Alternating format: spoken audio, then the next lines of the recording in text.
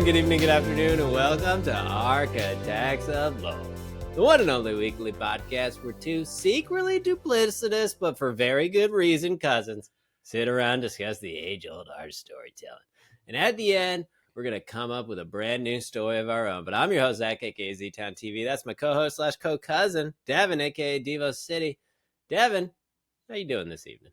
I'm doing all right, Zach. I'm doing all right. How are you? I'm fantastic. I feel great. Okay? Everything in my life is going well. I didn't just get 10 minutes getting yelled at by my cousin about visual fucking resources and transitions, and I have to look certain places or do certain things. Oh, I'm sorry. I want you to be a professional. Blah, blah, blah, blah, blah, blah. I was going to bring it up, but your laissez-faire attitude to this pod is being noticed by the people. And the Which people is people? me. Yeah, okay. Everyone knows I don't listen. I don't read the emails because I don't care about the audience. That's all I'm hearing. True. That's Not all true. I'm hearing. Not true. When we get on this podcast, I'm playing hurt most weeks, folks. Is it 88 degrees in Syracuse? Am I sweating? Do I have pants on? No idea. You won't know because I won't stand up. But I'm dying. But for this next hour 10, hour 20, hour 30, you're getting 120% Zach right now. Because that's what I do. I sacrifice for the people, Devin. So don't you say I don't care. Don't you say I don't care. So you're reading emails, you're commenting back, you're engaging with the audience. This is demarcation. Two different workflows. You are the email long form editor. I'm the talent. I'm the face. I'm You're the not short the form talent guy. nor the face. I'm going to put my face over your face in the edit. Then it'll just be me talking to me. If you watch the episode, my face is the first face you see, Devin. You know? It's that transition right out of the little thing. And boom. You're right welcome. to me. You're welcome what I do for you. God. But I'm doing good. If this man was running the podcast, it would be audio only. Yep. Correct. Because you know why? He's living in 2011. Why? What year is it? It's 2024. It's 2024? Oh, God. My 20s have gotten away from me. Visual medium. You are no longer in your 20s. Are we sure? Hard sure on that. Whoops. Hard sure. All right. Well, here we are. You know what I've noticed, though? I don't get ID'd for beer anymore when I buy it at, like, 7-Eleven, and it just... I don't know when that hard date was, but, like, you've looked at yourself in the mirror recently, right? I know, but I saw some guy today who was clearly over 21 who got ID'd, and I'm like, hasn't happened to me in a while. I think I must have felt good. He must have felt young, youthful, I think energized. if you shaved your beard, you'd get ID'd. Probably not. It's never the beard. know. It's the beard. We'll never know. But I want to draw attention to something real quick off the rip. Is that the same Fast and Furious t-shirt that you've worn before, Devin? Listen, I think I got all of the ones on Amazon that I could find. I've been trying to find new ones, but they're just not there. I think I have the entire wardrobe unless I start creating and designing them myself. But we got to get licensing rights from Vin Diesel, you know, and he might not be supportive of that. This one's a fun one, though. If we throw him a cut, he might be. This one's a fun one. Couple extra bones in his pocket. Maybe I should just wear a black cutoff like Dom Toretto does. I think next week that should be the thing. He's not in next week's movie, so spoiler. What? We're going to spin-off. We're on Fast 9. What? Nope, spin-off. But you seen any new movies lately? No, I haven't. No, I have not. Just been real busy lately, you know? Golfing. We'll get to that later. Busy. Hanging out with the fam. You can get to it now because you don't have Well, I was going to ask you if you've seen any new movies. Maybe you have. I don't know. I don't think so. Okay, let's cut this part out of the podcast. You're Yeah, welcome I like to it. golf I talk. want people to know that we didn't watch any new movies this week, All so right. we can stay accountable because we need movie talk. We're not giving it to the people. We got what about television talk? Does that count? I've been watching One Piece, the manga, or not, I don't know what you call it, anime. I think manga is the book. Haven't read the book. I've been watching the cartoon, basically, Cool. on Crunchyroll. And it's surprisingly deep. It actually reminds me a lot of the Fast and the Furious franchise because it, on its surface, shouldn't be anything. Should just be a fun little thing for kids. But then there's a lot of emotional themes deep. There's a lot of heart-wrenching moments really early in the series. But there's like 1,000+ episodes. I'm going to be real honest with you, audience. I'm probably not getting through that. But maybe. We'll see. It's pretty good. Summertime's coming. You got to spend that time outdoors playing golf. Golfing. Yeah, of course. Of course. I actually did the math. If I watch one episode a night, it's going to take me about 5 years. Oh my God. I don't think I have that. I don't think I got a 5 year I don't think I got that commitment. commitment. Yeah. Yeah, that's a lot. But we'll see. We'll see how it goes. Could just be a thing I keep coming back to until I'm about 55. Who knows? Maybe. What about you, Devin? Any new TV shows? Yeah, You're a big fan I of Young watched Sheldon, Young aren't Sheldon. you? There it Just is. finished. I haven't seen some of the clips online, but I haven't seen the actual finale. But I heard it was pretty good. I don't know. I'm gonna check it out. Keep watching that.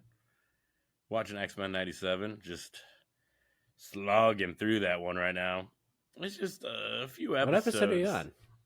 Like the last one before the 3-part finale and the beginning Oh, of yeah, it. because I is keep just, hearing that it's like really good. Yeah. No, I'm sure the finale's good, but like that one before the finale is just like, all right, let me get through this. Let's move it along. Gotta set up the pieces for the board. Yeah, and Is that's Nightcrawler frustrating in it? Because I'm not I've going to watch it if there's no Nightcrawler. He's in it. Okay. But that's the frustrating part because I'm like, I can't get through this one episode. I have tried 5 times. It's just not working for me. All right, that's fair. Let's flash back to 1998. You're a young, precocious 8-year-old. All right. Who is your favorite X-Men? Probably Wolverine.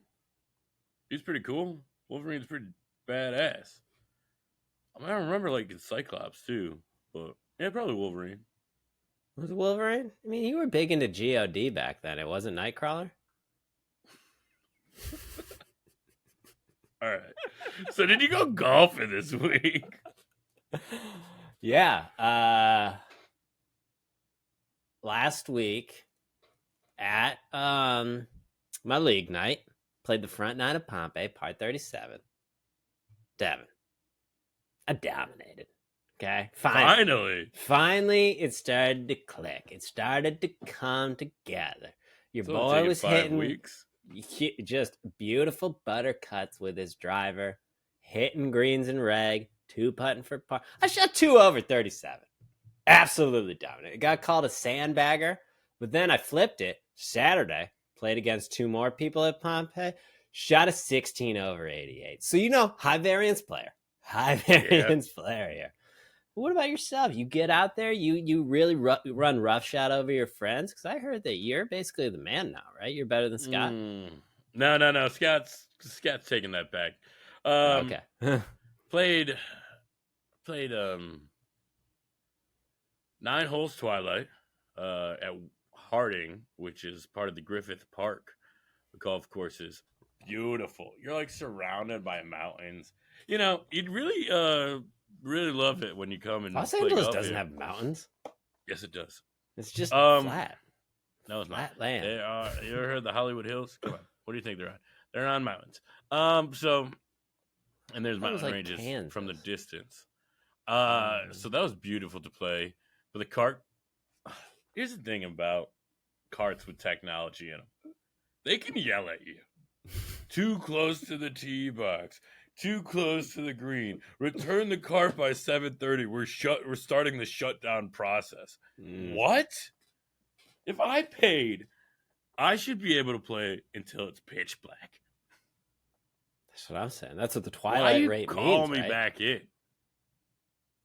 So did you stay out there and just ignored the AI in the cart?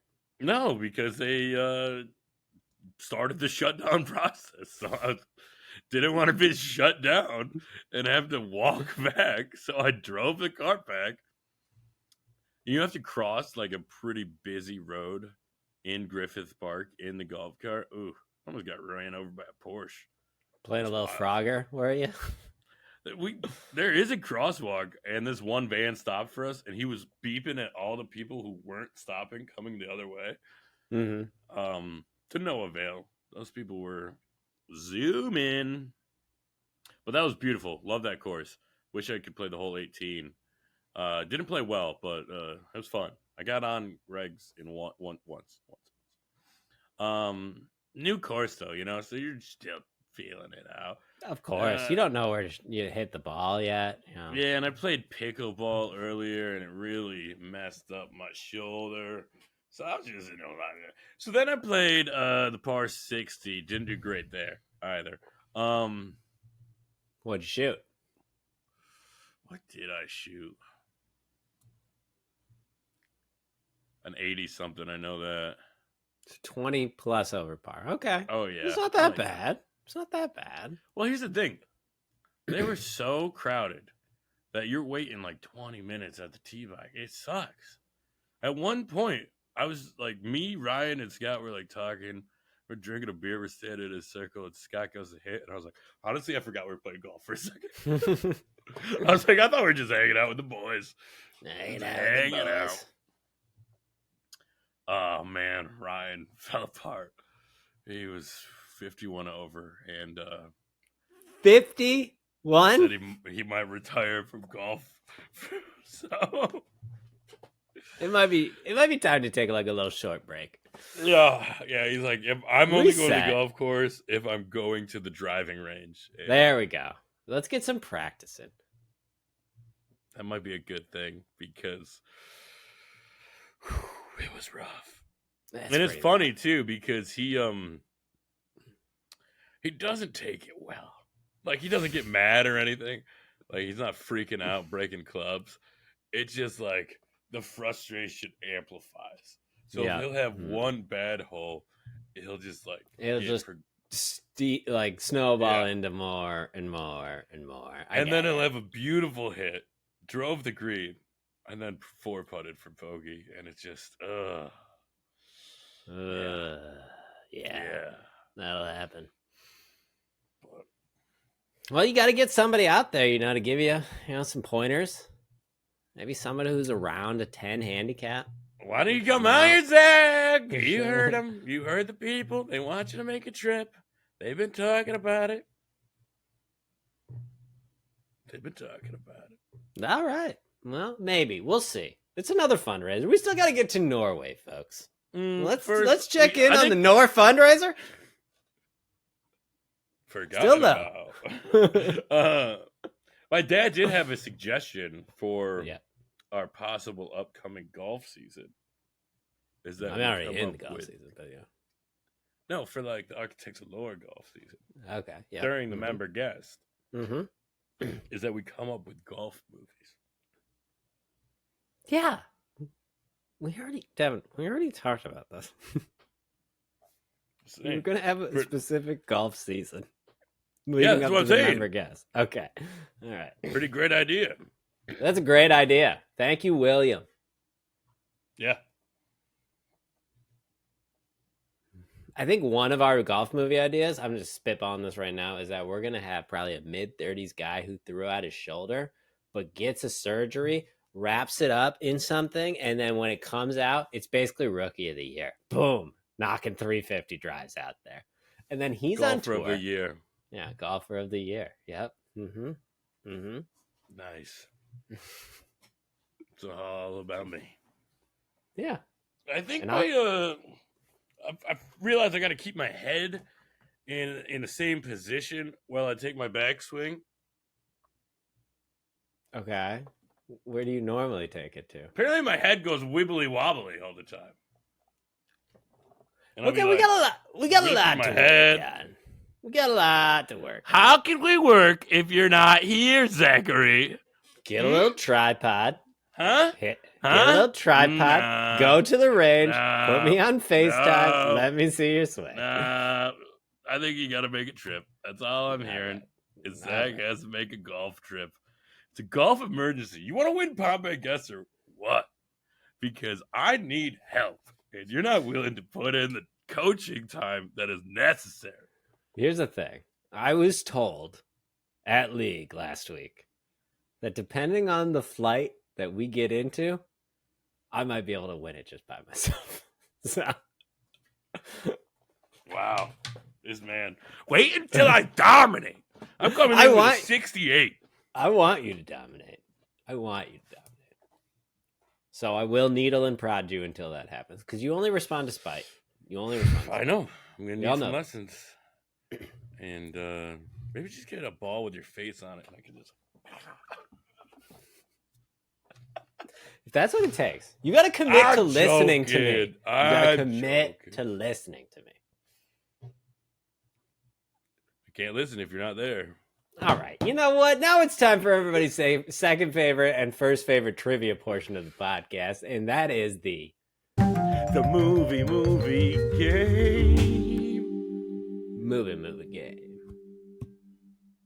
Last week, folks, that one was a doozy. Several of you didn't get it. Some of you did, and I commend those people. This week, I have higher expectations of you. And I think you will get it. But remember, the movie game, you get one whole paragraph. The first part of the paragraph is one movie. The second part of the paragraph is another movie.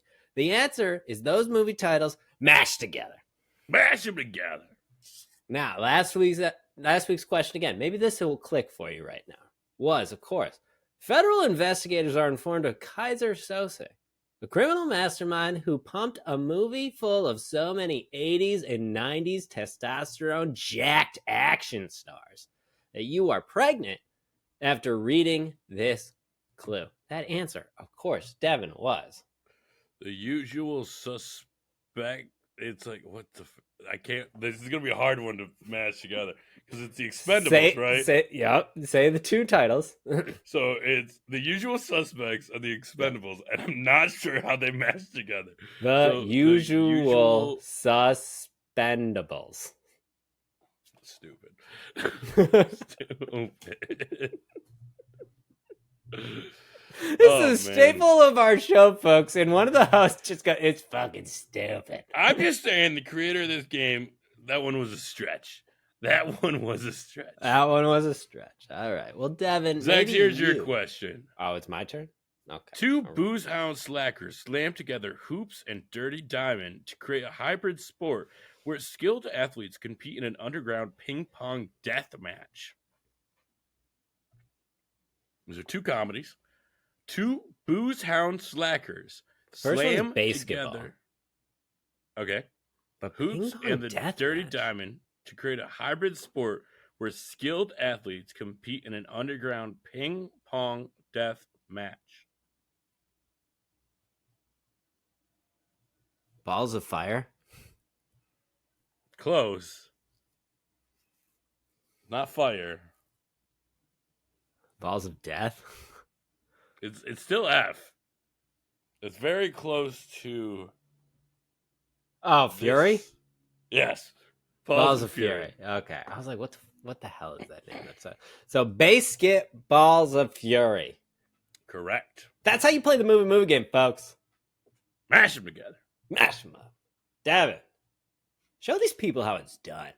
Show them that we know movies. You're going to get this one. It's going to be The Architects of the Lord Know Movies. Here we go. Edmond Dantes escapes from his illegitimate island prison to enact revenge upon a group of stuffed with fluff anthropomorphers that left the 100-acre woods.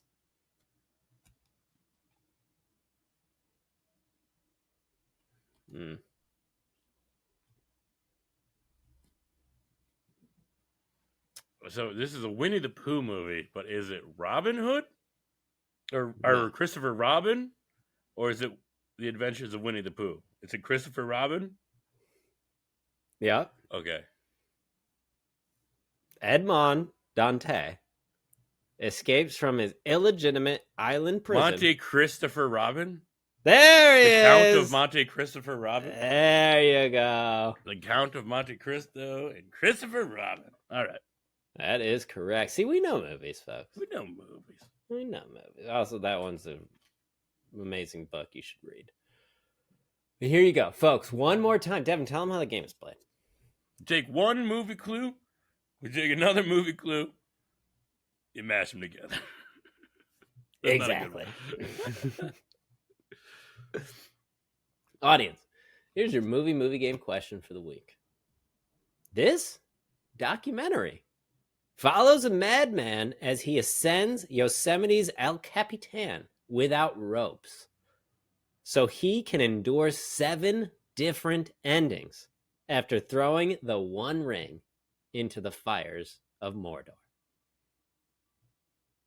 That question again was, this documentary follows a madman as he ascends Yosemite El Capitan without ropes, so he can endure 7 different endings after throwing the One Ring into the fires of Mordor.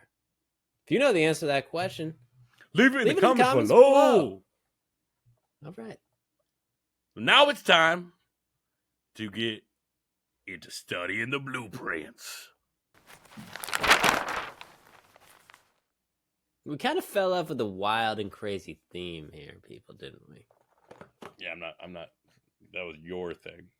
I never agreed to that. Well, you did. You just said it on air one time, and as a avid professional, I went with it.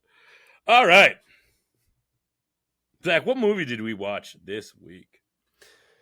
We watched The Fate of the Furious. And I got a lot of problems with this movie, folks. But I'm going to let Devin recap it for you, and then I'm going to come in hot. So just be prepared and turn your volume down. Wow. Okay, didn't know this one was that. All right, I can't wait to hear. But first, The Fate of the Furious, the 8th movie in the Fast and Furious franchise. Everything is good. Dom is on his honeymoon. But here comes Charlize Theron, a.k.a. Cypher. And she shows something that's going to make Dom turn on his team. The only people who can stop him, his team. And Cypher steals an EMP, and then a nuclear football, and then a nuclear sub, and turns out, spoiler, she's got Dom's child and baby mama. And that's why Dom turned. But through a series of events,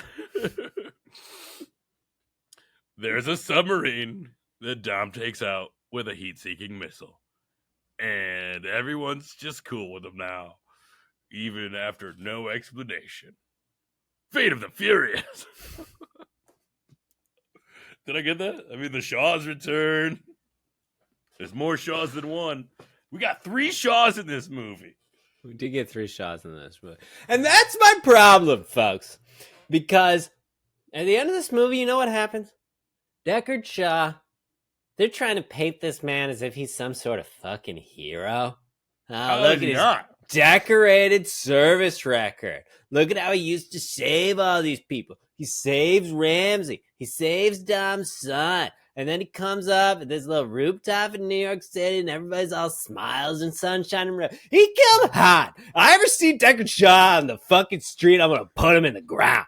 Okay? Let's get this out right now. Everybody forget about Han? I didn't forget about Han. Did you forget about Han? I'll fucking murder this guy. There's my problem. Wow. Everything else in this movie, great. Very, boom. Get your blood pumping. You got Roman in a Lamborghini on ice doing cool quips and barbs. Did I buy the extended director's cut edition of this? I did, because the director was like, you know what's in more of this movie, the director's cut? Roman Pearson comedy. I was like, sold. Obviously. Is he? Oh, you should have gotten that one now. Yeah, that's the one I went for. And it's just hilarious. They're out racing a submarine. Crazy. Legitimately crazy. Dom has one of the coldest lines I have ever heard in a fucking movie, where he tells Charlize Theron, this lady, that your thing is in control all the time. He's like, bitch, I know you got brown eyes underneath that. Your hair used to be brown, and you're fucking scared. So you better kiss my son, because if he wasn't here, everything here, including you, will be fucking dead. And he just walks away. Cold as shit. But Deckard Shaw, you look at me right now. I'm taking you down. I'm taking you down. You killed Han. I'll never forgive you. We're gonna have a lot of issues with next movie where we get a lot of Deckard Shaw. Listen, I know killed justice for Han. I get it, but the man, I think there's a little bit more to him than we know, because If he says to slightly The injured Rock, Han, if he he just says to slightly injured Han, Hobbs, he says to Hobbs, sound familiar? Maybe we don't know everything there is to know about Deckard Shaw. maybe we don't. His past doesn't excuse his one horrible action. I could get over the rest of Furious 7. I could get over the fact that he hunted them if he just slightly injured Han or put him in the hospital like he did to Hobbs. But he didn't. He flipped his car, and I saw that man bleeding with gasoline around him, and then he gets immolated by fire. Like I say, it's not a good look. It is not a good look for him. To me. It is not a good look for him. I agree with you there. But, he's funny. He's got some good lines. If you just forget about that whole part. I will be 100% honest. I would have been okay with his entire role in this movie is if at the end of the movie, he delivers Dom's son, and Don says, basically, I appreciate it. Thank you. I knew you'd do it because you wanted revenge. But listen, you and me aren't done.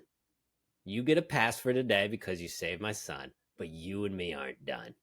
I'm coming for you because you killed my friend. Then I would have been like, you know what? I got it. Whole movie, I got it. And then that sets up a cool next movie of Dom going after Deckard. But no, we don't get that. Now they're just buds, and Dom forgets about how... I gotta take a walk. Vamp, hold on. We don't know if he's wearing pants or not. Hold on. Oh, man. I'm just saying. Obviously justice for Han. We get that. But you gotta put that aside for just a second. This movie starts out with a great street race in Havana. We got Toretto's cousin, or Tom Toretto's cousin getting in a little trouble in Cuba. And what does our boy do? Oh, he races him. And he beats him backwards with his car on fire, which I don't think is physically possible. But it was cool. It was cool.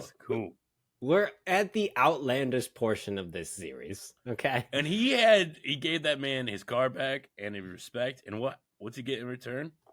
That man got changed from Sci-fi by bringing in a delivery truck and hiding him when he had his meeting with Mama Shaw. I thought Helen Mirren, great role. Love the way that she basically emotionally abused Deckard into bringing her other son along with her. Hilarious. Yeah. I'm liking that Deckard-Owen relationship. You got to stop talking about Deckard because I'm going to get heated again. Let's talk about other things in the movie. All right. What about our Dominican pals are back? I know, that was great. I love seeing those Do you guys. realize that Don Omar plays one of those guys? No, did not know that. And you know who Don Omar is, right? From The Wire. No. He's the singer who gave I was just thinking about it.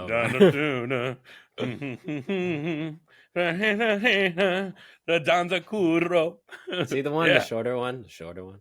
No. That is also another Puerto Rican singer and rapper. But no, the short-haired one is Don Omar. And he is a huge singer and gave us that classic hit of Don's Carudo. Yeah. That is a bop. It is objectively a bop. I hope they bring it back because I haven't heard it since. Hopefully it comes back in 9. Hopefully Han comes back, but I don't want to talk about Han. I'm just going to get upset again. So you're going to have to let go of Han. Let him rest, man. Let him rest. Here's the thing, and I know I get it. Tragic circumstances. Paul Walker is no longer with us. He couldn't be in this movie. Brian would know what to do. We gotta leave Brian and Mia out of this. We agreed. That's say something a little bit better than just, we agreed not to do it.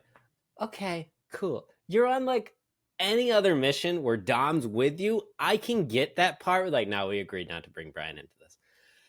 This is Dom going against the team, and there's only three people objectively who could bring him back. Letty, his sister Mia, and his best friend / brother Brian. And you're just leaving two of them out of it because we agreed to leave them out of it. He's retired, man. What if Dom died? What if Dom died? And then Brian and Mia in lore found out that Dom died because they didn't bring them in. Now we have two more villains, and it's Brian and Mia versus the team.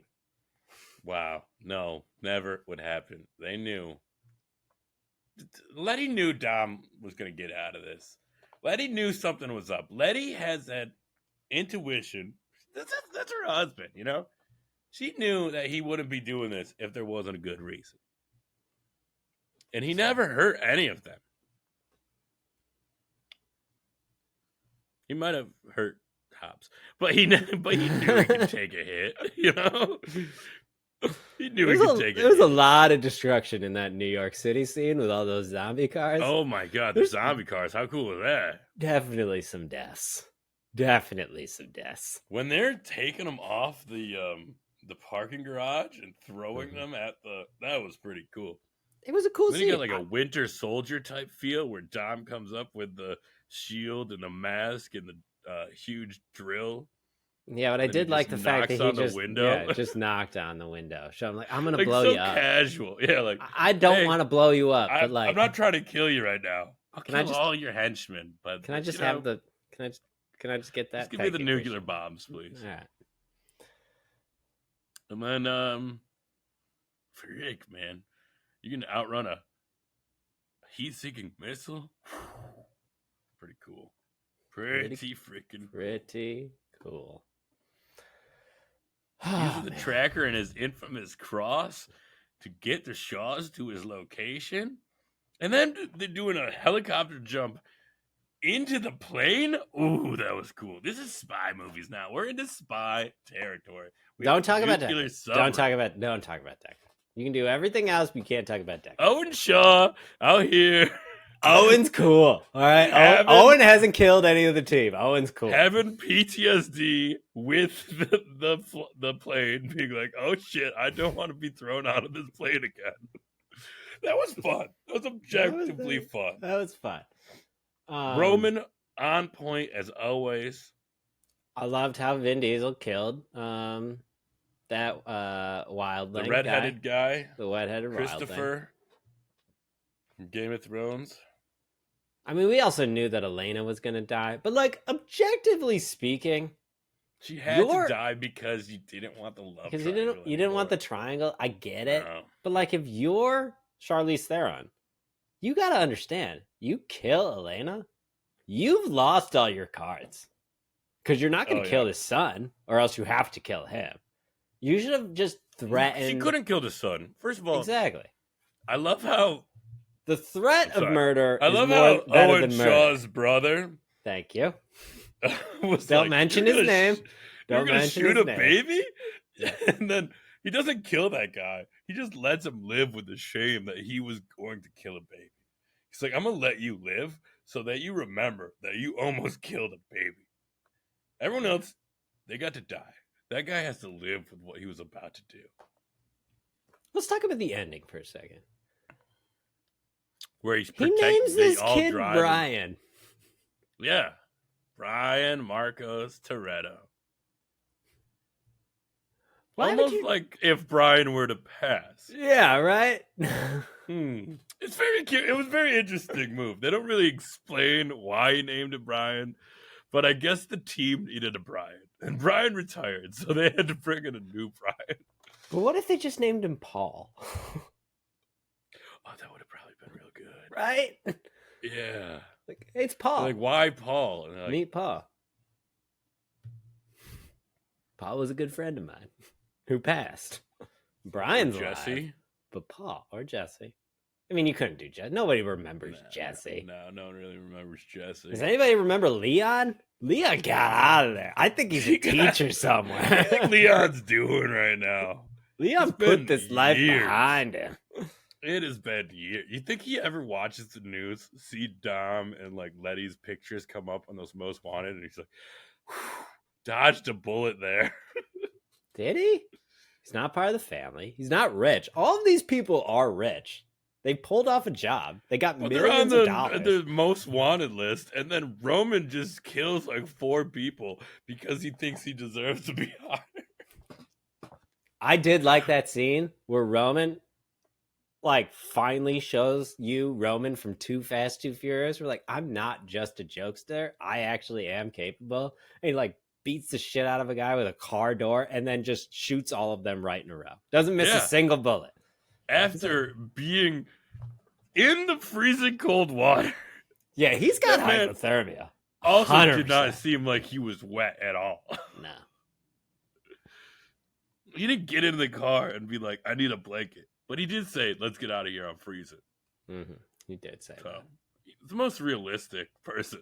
Like, we got nuclear bombs underneath us. They'll be fine. He's like, I'm still cold. Can we go? Can we leave? So the real question is, who's gonna win Ramsey's heart?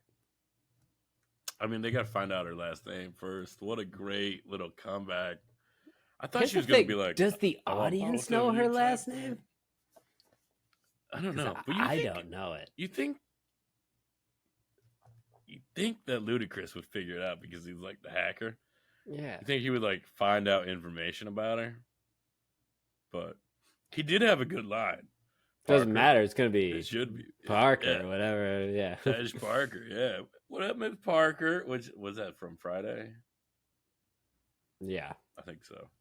Mm-hmm. All right. Well, listen. Overall, fun movie. Again, you know what you're getting into. And with these they things. called Rock Hercules, which is funny because he played Hercules. Now we have to go into a spin-off, I think, and I gotta watch this traitor, this horrible, horrible person. But first, before we get that, where does Fate of the Furious land on the lore list?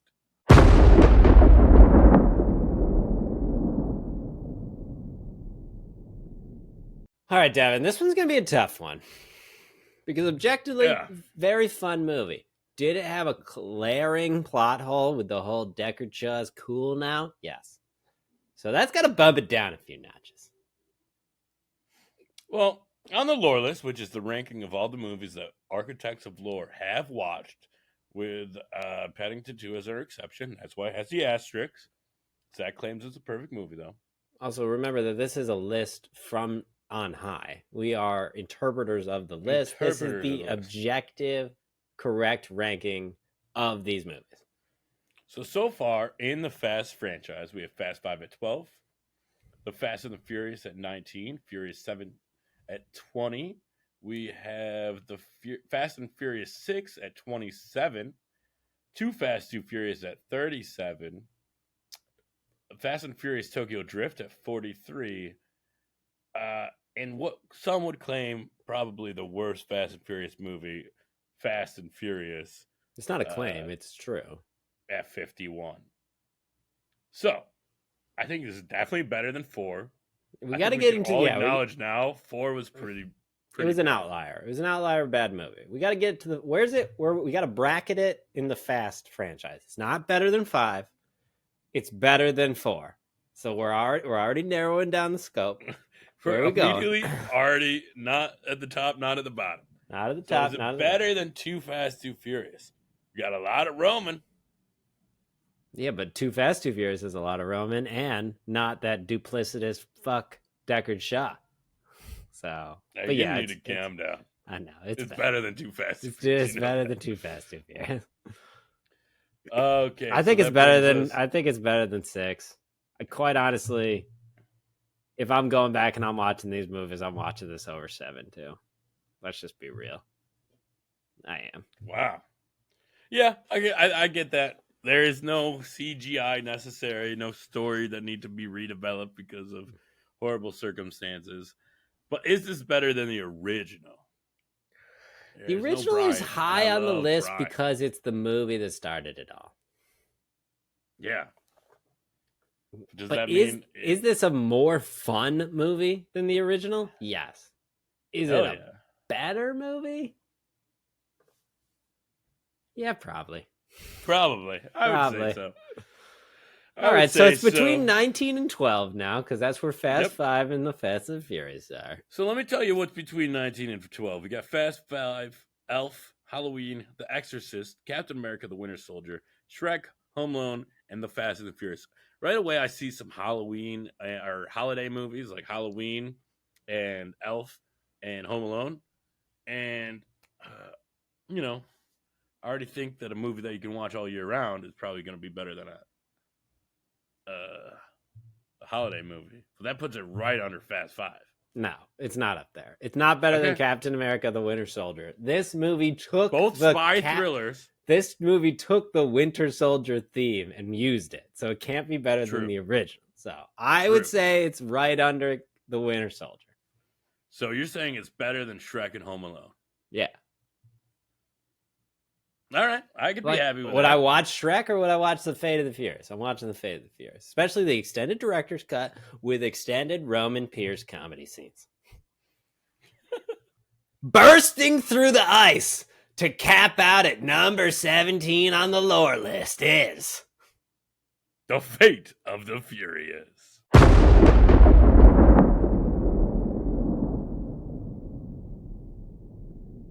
Now it is time to dive back into the Cosmic Void franchise and building the lore in the Writer's Zoo. Last we left off in Cosmic 6, Clash of the Chironians. Keon's the emperor of the Chironian Empire. The crew of Big Blimpin, sans Thaddeus, prevented a war and made it back to their own universe safely, with the help of our lovable Chironian Knights. Yeah, basically the Chironian Knights and the crew of Big Blimpin bring Keon back to power and prevent a war with Globico Galaxy. So where are we now in Cosmic 7?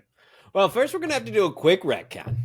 So, Cosmic 6 is clearly where Rory and Ronan finally confess their feelings for each other and have a huge emotional kiss right before Ronan's going to go kill himself. And Thaddeus punches him and takes it. So they're cool. They're like together now. All right, so if you're retconning 6, then I'm retconning 5. That before they got hit by that missile, they had a little moment. Oh, yeah, they had a little moment. Little moment. Okay. Yeah, of course. You know, just remember, just folks, add some layers. We're literally spitball improv and creating these movies as we go. So we got to add themes as we remember to do them. So like there's always been a movie. There's always been a little will they won't they through all of these, and now we're finally getting to it. So now they will. They did. Now they're together. Okay. Here we are. So where are they at the beginning of Cosmic 7 Enter Heaven? Cosmic 7 Devin. No, we already have your fucking name in this universe with the Devotonium. That was on you, bro. There's nothing that says Zach. There's nothing with Zach. Or Z-Town. So they're on Z-Town, planet Z-Town. Chilling. So Paradise Planet. I think we're like at least 6 months out. The crew Where are they though? The crew is returned back to their in the own Chironian galaxy. Empire, or are they in the Globico Galaxy? I think we can make that determination per person, depending on where we think they would be. But I think they could be in either. Like I would imagine Rory and Ronan are probably back on the icy planet. Yeah. Trying to start some sort of life together. Home start, yeah. And then obviously and where Roby would be with them too then. Would Roby? So that's a question we got to answer. Roby and Ronan were a duo when they were alone. But would they be now? Or would Roby now have a new duo? Well, so Ronan said he was going to take care of Joyride. He did. But maybe Joyride's not there. And maybe Roby's with Joyride. That's as what a way I'm of thinking. But keeping Ronan's an eye checking on it. in on Roby, Yeah. making sure if she gets into trouble, Ronan shows up. Yeah. You know, that type of thing. I Wormhole's like still that. I can alive. see that. Yeah. I would say Wormhole's probably still in the Chironian Empire. I think he would be learning from their technology. Yeah. Okay. Right? He would be studying because he was the only one who like thought galaxy to galaxy travel was possible. Mm-hmm. And the Chironians obviously have that technology. Mm-hmm. So he would love to get his hands on that. I think Red is now back embedded with the Globico government. I think Venus and Breacher, I don't know where they are. They're the wild card right now. Where are they? Okay. Because they were working for the Globico army, basically. They were. Until they sold out Ronan. So they were disenfranchised. So they might not be back with that. They could be in the Chironian Empire. I mean, I don't know. I don't know where they are. And do we have a couple of the knights in our universe now? Like, ooh, where's Spark? We did free where's Mackenzie Octavian? At the end of the movie. We did. Yeah, that's the thing. We have a galaxy of mostly humans in the Globico. It's all human. All right, what's this about? I mean, we're in our third arc. I feel like they need to go after Globico at some point. Well, I think we have to have the consequences of what we talked about last week, where clearly all of the elites pulled back for a reason. We still know, the moviegoers know, that they were prepared to just murder a lot and blow up planets, basically, of their citizens indiscriminately to win some evasion war that they know they couldn't win. And we know that the leaders knew about it, and most of them chose to be like, yeah, that's cool. I'm just going to come back to the inner core. So there is still like that lingering. There's got to be a revolt or a revolution if that information were to get out. Mm-hmm. And someone's got to release that information. Yeah, I'm thinking Rory. Okay. I think she can't live, like, she's trying to live this normal life. She's trying to settle down, but she can't. And she's like, this isn't right. It's eating away at her. Yeah. Yeah. This isn't right. How can we hide the fact that they're going to kill millions of citizens in a war that they knew they couldn't win? Like, maybe those nukes are still there. They're still strategically placed. Yeah. So maybe that's part of her problem too. She's not like, oh, it was a one-time thing. It's like, no, they're keeping it there. They could do it at any time. Okay, I could see that. Because that will start our conflict if she starts become public about this. Then we got Globico trying to shut her up. Then that brings the team back together to be like, nah. I think we have a hidden hitman, masked hitman, who's going after Rory, trying to silence her. We all know who that is, folks. Oh, we know who that is. We're in the third arc. We know who it is. Lives. Xander lives, fully augmented. And he has a mission to destroy Rory. But for some reason, he just can't do it. He doesn't know why. He's never missed a target before. All right, hold on. Is this like Winter Soldier? way too close to Winter Soldier? All right. Hold on. Let's rejigger this a little bit. That one's way too close to Winter Soldier. What if we do have a masked person, fully augmented, obviously Xander, but instead of like a hitman for Globico, what if that's the person stirring up trouble instead of Rory? How is he going to be a heel to our heroes? He needs to be heel so then he can be brought back in his redemption arc. Because what if his heel nature is that there's always been a line that our team doesn't cross, and he is crossing it. he will kill civilians to kill Globico targets. Oh, so he's like He a will Saul Guerrero type, Yeah. compared to the Rory-esque. So he's bombing installations. Mhm. He's going too extreme, huh? Yeah, he's basically, I would see him as like, this is war. Casualties don't matter. Only the mission matters. Whereas Ronan and our team have always been about saving people. And The maybe way his that they could. actions are going to lead to war. Like he's trying to kill the board members of Globico, and that's just gonna lead them to like militarize harder. And it's gonna, Mhm. and they're like, oh, this is a Chironian assassin sent to kill it. They're feeding lies. Yeah. Yeah. So now Big Blimpin and the Chironian Knights have to stop this assassin from So if killing the board, but they still have to bring the board down in a way that will not lead to the world blowing up or the world's blowing up. Or do they fail? Because we have had throughout this series so many teases of war, so many near misses of war. We're in our final arc. I think we gotta see the Icy? war. Maybe we gotta see the war at this point, right? We gotta see the Chironian Empire. Ladyface. We gotta bring back Ladyface, but maybe Ladyface is working with Augmented Xander now. What if we start pitting our people that we know that are on our side against each other because of how everybody sees the universe now? Some people are like, no, we can still save people. And some are like, no, we have to burn it to the ground to build it something better.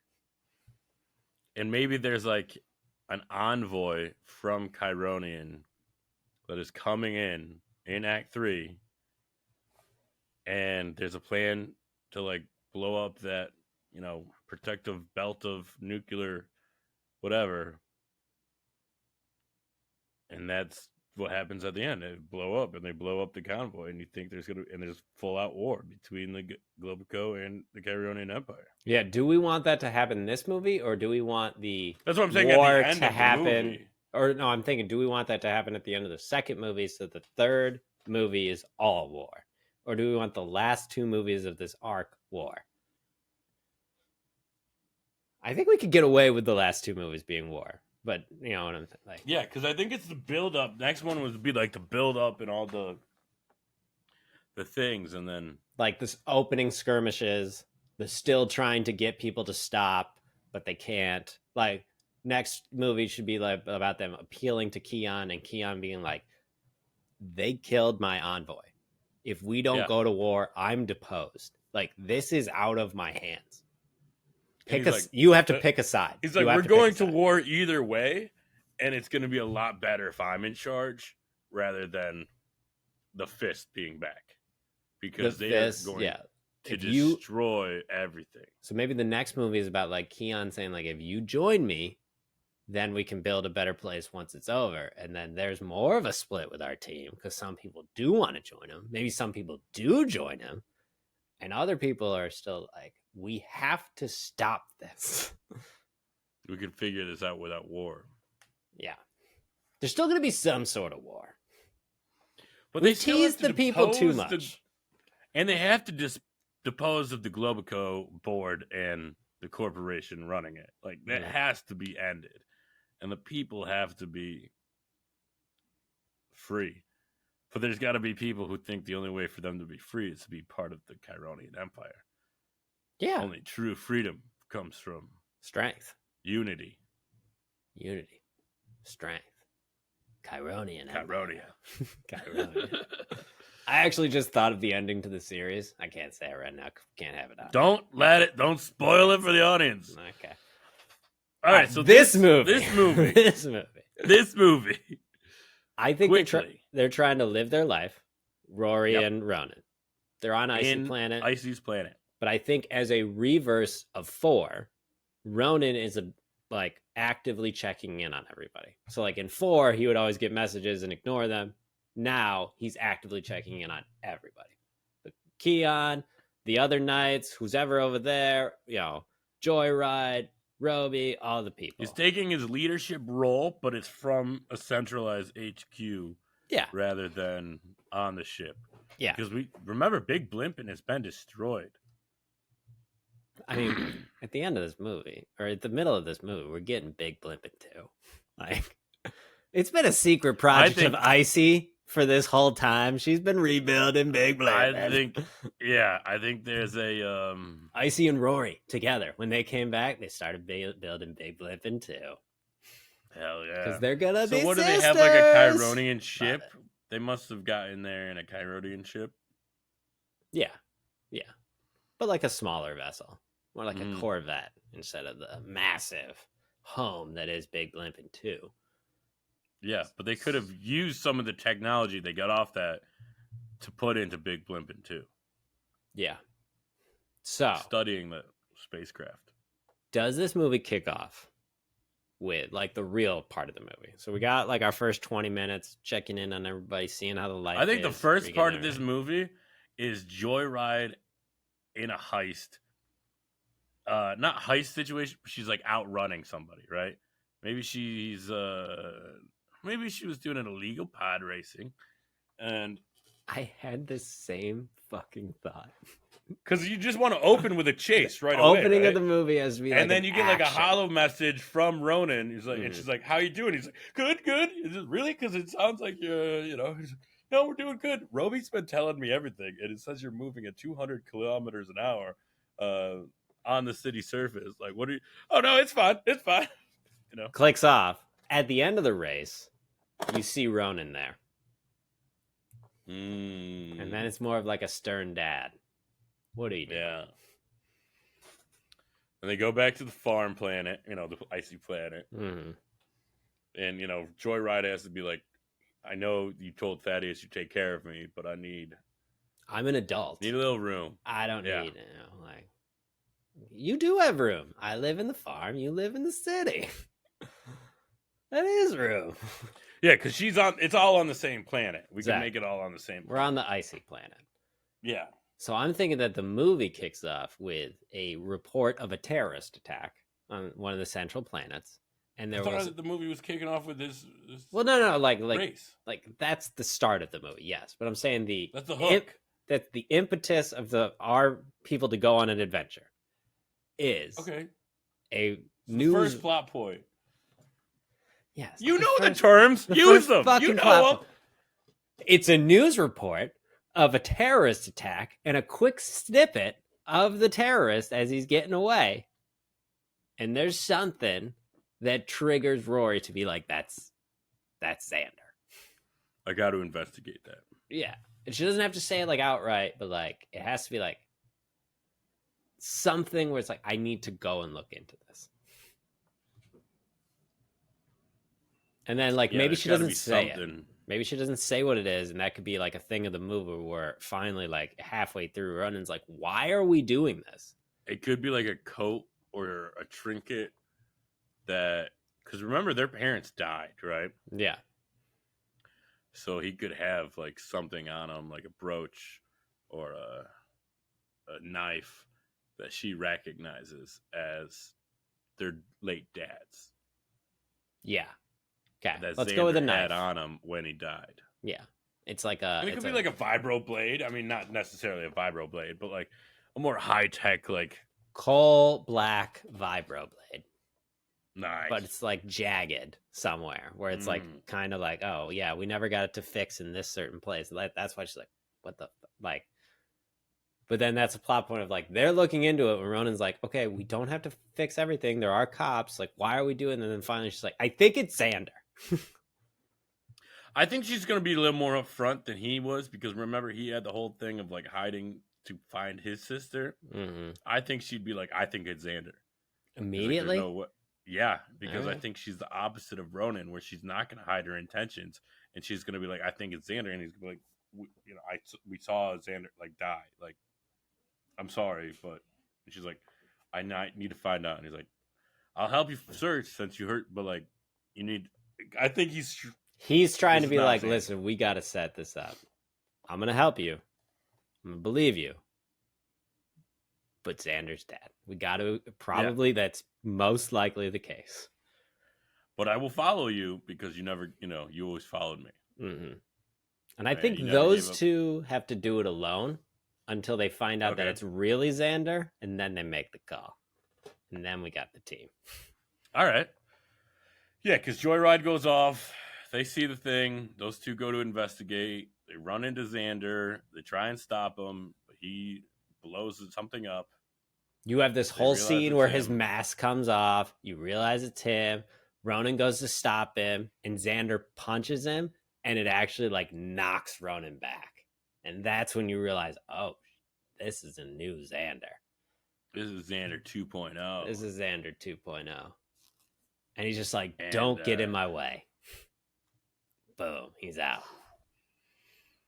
And they got to stop him, and they figure out that he is going to bomb, because there's a big meeting coming up between the Chironian Empire envoy and the Globical board member representatives. Mm-hmm. There's this big meeting on the set date at this thing. It's been, hyped up.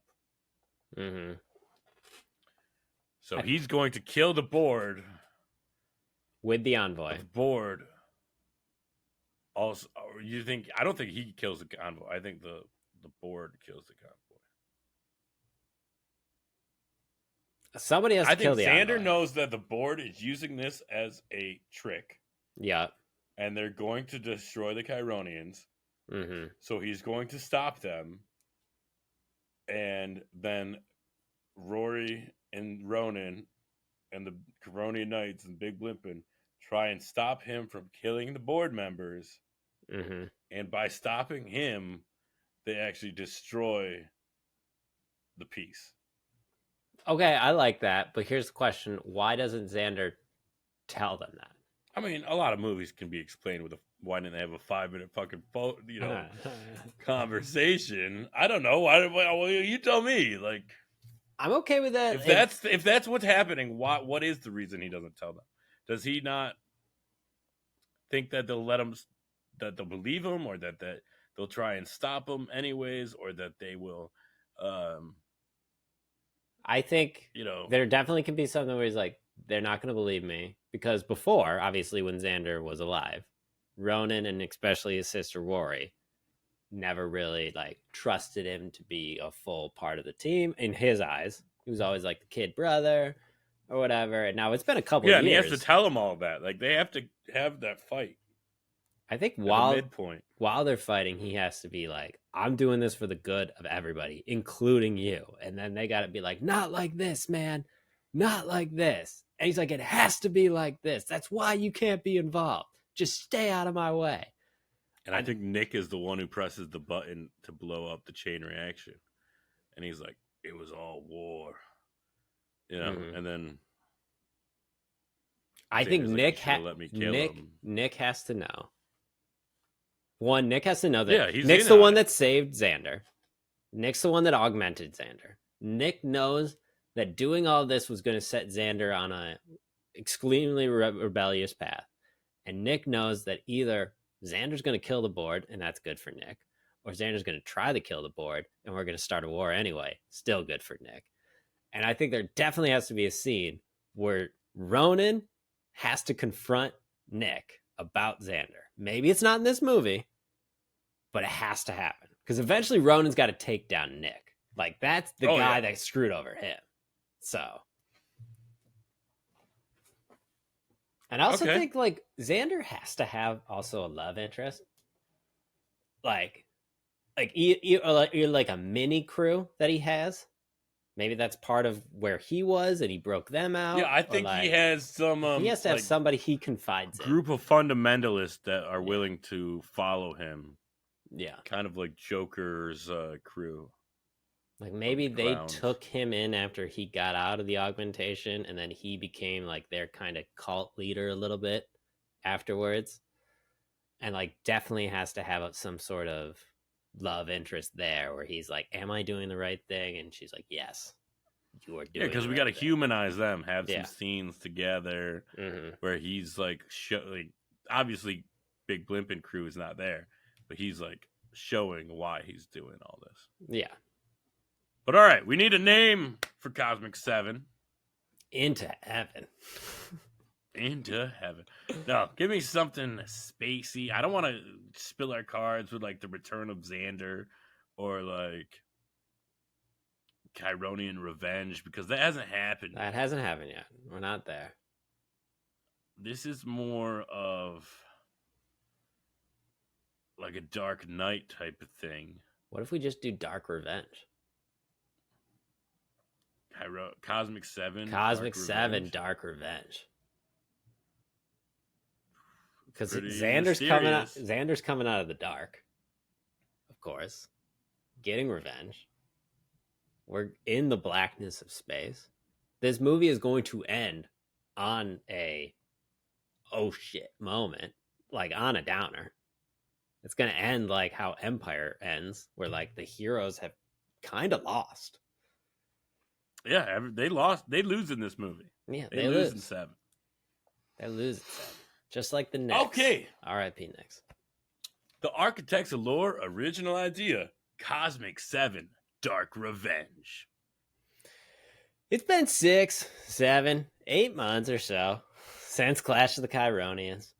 And everything seems fine. The crew has gone their separate ways. They're in their respective places that they are. And we come back to Joyride, who is racing down the city streets, getting high on some sweet, sweet danger. And who's going to call her, Devin? Ronan checking in on her like he said he would to Thaddeus.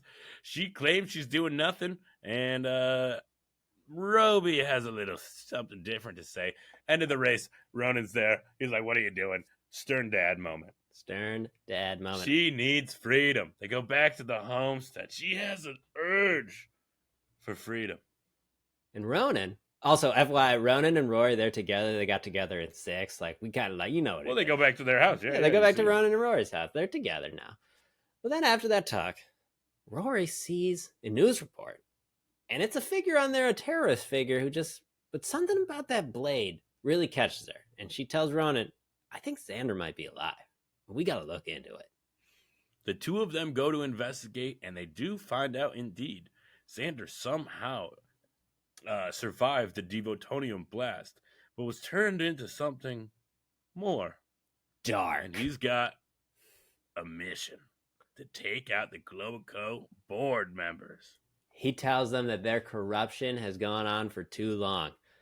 But Ronan and Rory tell him he's going about it the wrong way. Because Xander, he's indiscriminately killing. Setting off bombs, civilians are getting killed and hurt. But he just thinks of the mission. The end mission of getting rid of the Globoco board. So Ronan and Rory make a call. And the whole crew comes together. Including the Chironian Knights, who must stop Xander before he destroys the Globoco board at the meeting between the Globoco board and the Chironian envoy. That's going to happen. But how do they get there, Devin? That's right, folks. Big Blimpin' 2! Rory and Icy have been secretly working on a project, and that's building Big Blimpin' 2. Blimpin' style.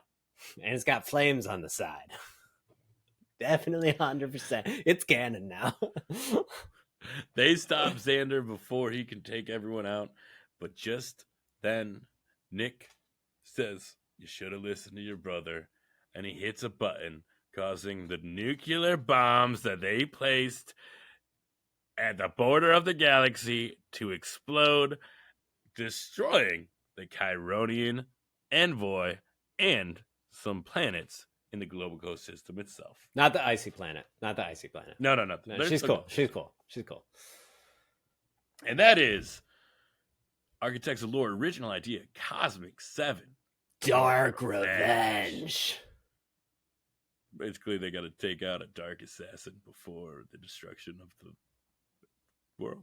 But really, they Nick says it at the end. They should have listened to Xander. Yeah. All right. Also, Becky. Xander's super augmented now. Yeah, he can trade blows with Ronan.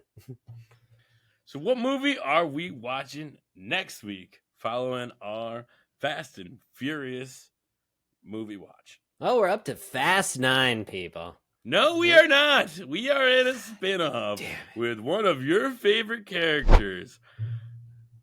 Can we have a guest host? Deckard Shaw. Can we have a guest host? We're watching I would like a guest Hobbs host. and Shaw, the 2000. What does it say? 13? No, it's nowhere near 13. It's like 18 or 17. The 2019 Yeah.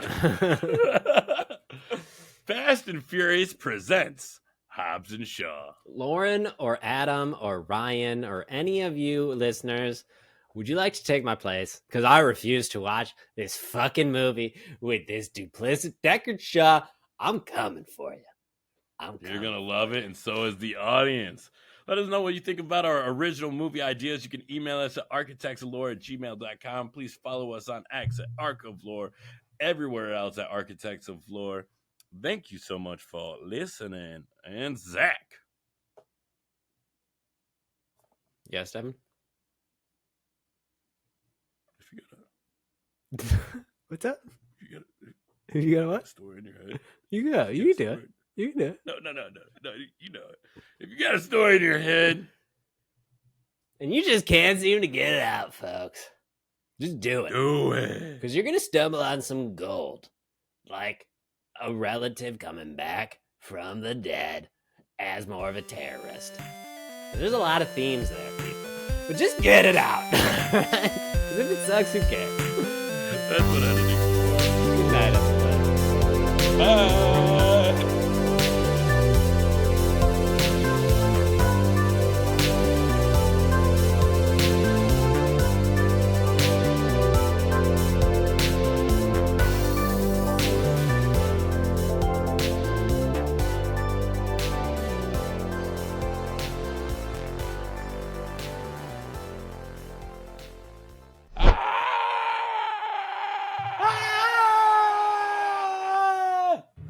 Perfect.